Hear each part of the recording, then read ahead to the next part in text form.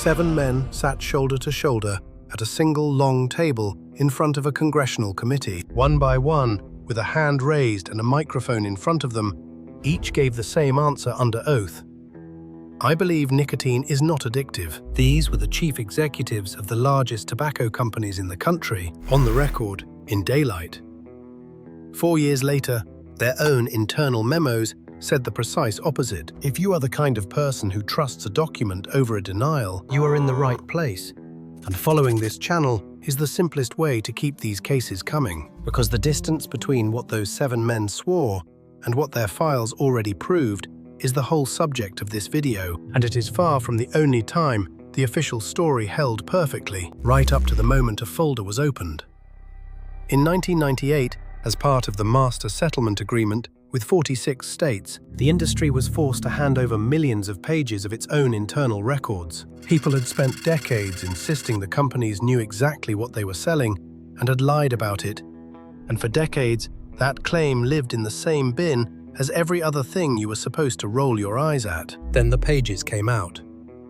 Inside were memos going back to the 1960s. One described the business in flat, unbothered language. The company products had been engineered around it. The addiction was never an accident anyone had overlooked. It was the entire commercial design. What changed between ridicule and proof was not the evidence. The evidence had been sitting in a cabinet the whole time. What changed was that someone finally had the legal key to open it. The same shape repeats a few years later, except this time it comes down to a single signature. Through the late 1990s, Purdue Pharma sold OxyContin behind one clean, reassuring line.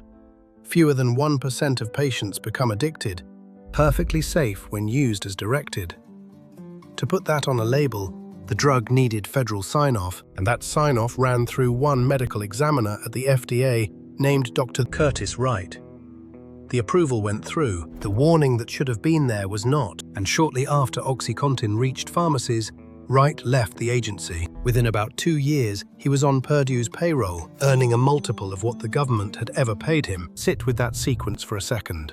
The man who reviewed the drug went to work for the people who profited from it. For years, anyone who said the opioid epidemic had been engineered rather than stumbled into was treated as paranoid.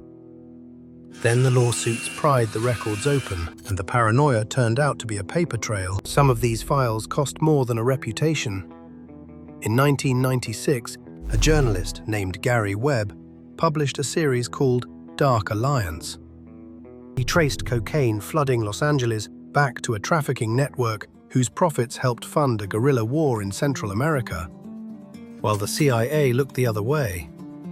The agency denied it outright. Webb was discredited, his series picked apart, his career dismantled.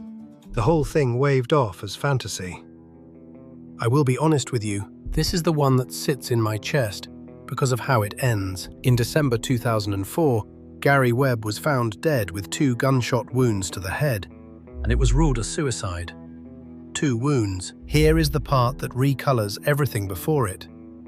Back in 1998, the CIA's own Inspector General had already published a report conceding that the core of Webb's reporting was substantially accurate. The man had been right.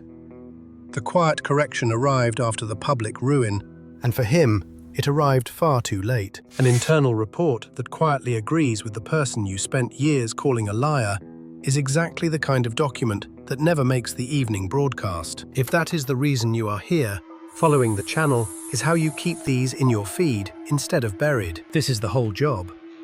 The paperwork that surfaces long after everyone agreed to stop looking, and not all of these are decades old or stamped classified. From 2008 to 2021, for 13 straight years, Britney Spears lived under a conservatorship controlled by her father, a legal instrument built for people who genuinely cannot care for themselves, dementia patients, the gravely incapacitated. During those same 13 years, she headlined a Las Vegas residency, toured the world, and released albums. A small group of fans kept pointing at that contradiction and kept getting written off as obsessives, inventing a crisis out of nothing. In June 2021, Spears testified in open court and read the record into the air herself. She could not remove a contraceptive device she wanted gone. She was watched inside her own home.